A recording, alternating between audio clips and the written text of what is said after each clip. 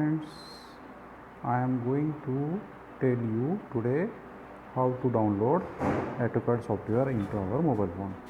First of all, go to Play Store, then click or write in that AutoCAD app.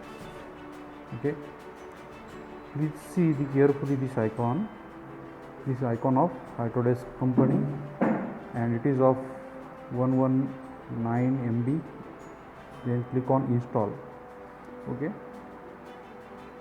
in this way you can download the AutoCAD software into your mobile.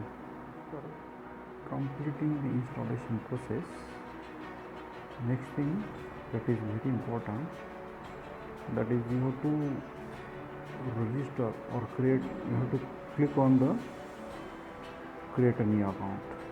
Okay.